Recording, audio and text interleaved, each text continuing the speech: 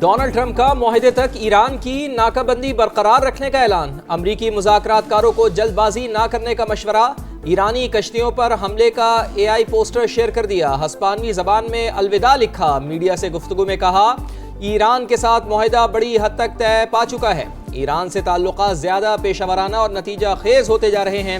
اگر کوئی خبر سامنے آئے گی تو وہ صرف اچھی ہی ہوگی، میں کبھی خراب معاہدہ نہیں کرتا، براک اوباما کا ایٹمی معاہدہ بدترین تھا، ہر چیز درست انداز میں طے کرنی چاہیے تھی، کسی قسم کی غلطی کی گنجائش نہیں، امریکی صدر تعاون پر مشرق وسطی کے تمام ممالک کے شکر گزار، کہا مشرق وسطی کے ممالک ابراہم معاہدے میں شامل ہوں تو تعاون مزید مضبوط ہوگا، شاید ایران بھی ایک دن اس میں شامل ہونا چاہیے، صدر ڈونلڈ ٹرمپ نے ایرانی صدر کے جوہری ہتھیار نہ بنانے کی یقین دہانی سے متعلق بیان کو شیئر بھی کیا۔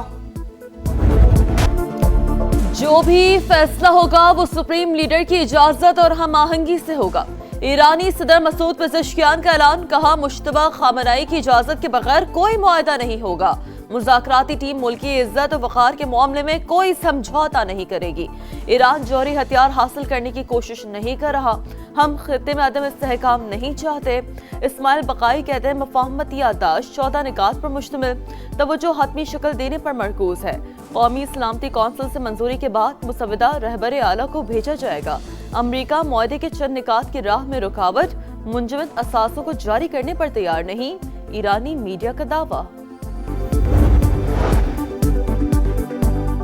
ایک بار پھر آبنائے ہرمز کھل جائے تو باقی امور پر ایران کے ساتھ سنجیدہ مذاکرات کیے جائیں گے، امریکی وزیر خارجہ مارکو روبیو کا نیو یارک ٹائمز کو انٹرویو، کہا 3 دن کے اندر جوہری معاہدہ نہیں کر سکتے، تکنیکی امور طے ہونے میں وقت لگے گا۔ امریکہ ایران مفاہمتی یادداشت پر پیش رفت، CNN کے مطابق معاہدے کو حتمی شکل دینے میں مزید چند دن لگ سکتے ہیں، مذاکرات آخری مراحل میں داخل، بعض نکات پر اب بھی بات چیت جاری ہے۔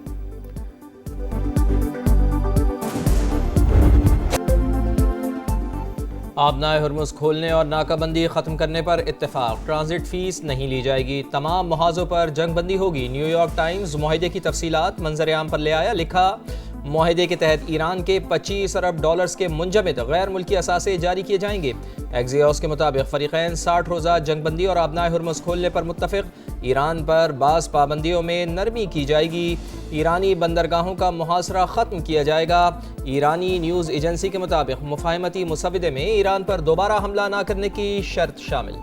ممکنہ مفاہمتی یادداشت کے تحت اسرائیل کو لبنان میں بھی جنگ ختم کرنا ہوگی۔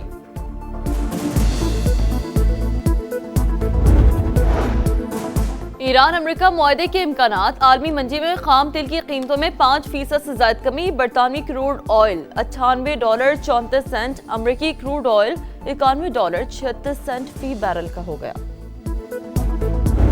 Pakistan is looking for expertise, experience, investments, not loans, not aid. 4 areas provides a great opportunity. Come to Pakistan, bring your plant and machinery and have joint ventures with Pakistani entrepreneurs. You will be offered a red carpet treatment.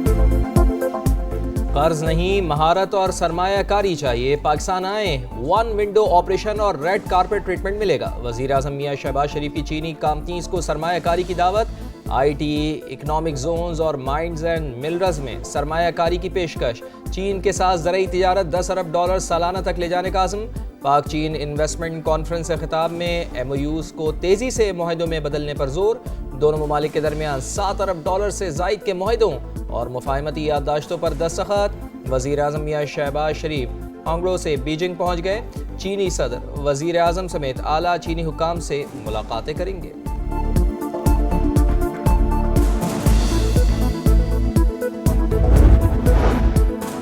Pakistan اور چینی company علی بابا کے درمیان مفاہمتی یادداشت معاہدے طے، وزیر اعظم شہباز شریف کا علی بابا ہیڈ کوارٹرز کا دورہ، چیئرمین علی بابا جوسائی نے بریفنگ دی، شہباز شریف بولے معاہدوں سے دونوں ممالک کو فائدہ ہوگا، گورننس و کاروبار میں مزید شفافیت آئے گی، وزیر اعظم سے ہانگجو میں مختلف چینی کمپنیوں کے اعلیٰ عہدیداروں کی بھی ملاقات، سرمایہ کاری سے متعلق امور پر گفتگو۔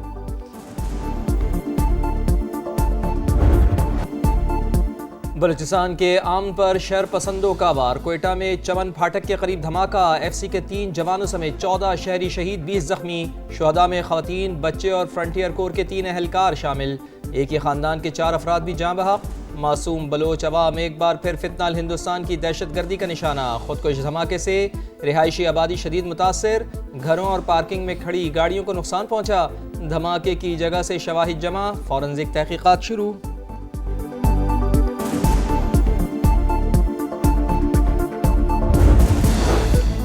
وطن دشمنوں کے گرد گھیرا تنگ، خیبر پختونخوا میں 48 گھنٹوں کے دوران خفیہ اطلاعات پر ایکشن، دتا خیل میں آپریشن بھارتی پراکسی، فتنہ الخوارج کے 11 دہشت گرد ہلاک، بنو میں پاک فوج، پولیس اور سی ٹی ٹی کا مشترکہ آپریشن، 16 خوارج مارے گئے، 2 اہم ترین خارجی سرغنہ بھی شامل، آپریشن کے دوران 2 پولیس اہلکار وطن پر قربان، خوارج کے کئی ٹھکانے تباہ۔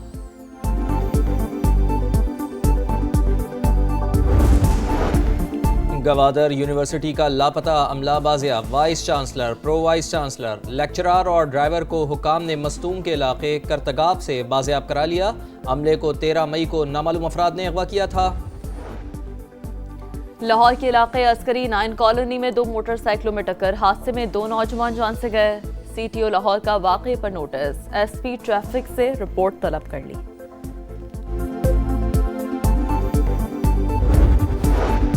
گوجرا کے علاقے سمندری روڈ پر رکشہ اور 2 موٹر سائیکلوں میں خوفناک تصادم، حادثے میں 2 افراد جاں بحق، 3 شدید زخمی ہو گئے، لاشیں اور زخمی اسپتال منتقل۔ لاس اینجلس کاؤنٹی کے صنعتی علاقے میں خوفناک آتش زدگی، فائر بریگیڈ کی ٹیمیں شعلوں پر قابو پانے میں مصروف، حکام کے مطابق دوسرے درجے کی آگ کمرشل عمارت میں لگی۔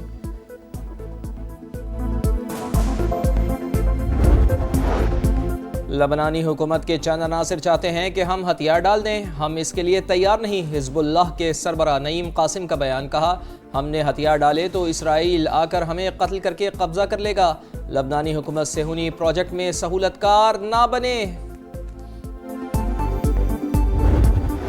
امریکہ کا لبنان کی حکومت کی مکمل حمایت کا اعلان، امریکی وزیر خارجہ مارکو روبیو نے واضح کیا کہ حزب اللہ کی حکومت گرانے کی دھمکیاں ناکام ہوں گی، لبنان کو یرغمال بنانے کا دور ختم ہو رہا ہے۔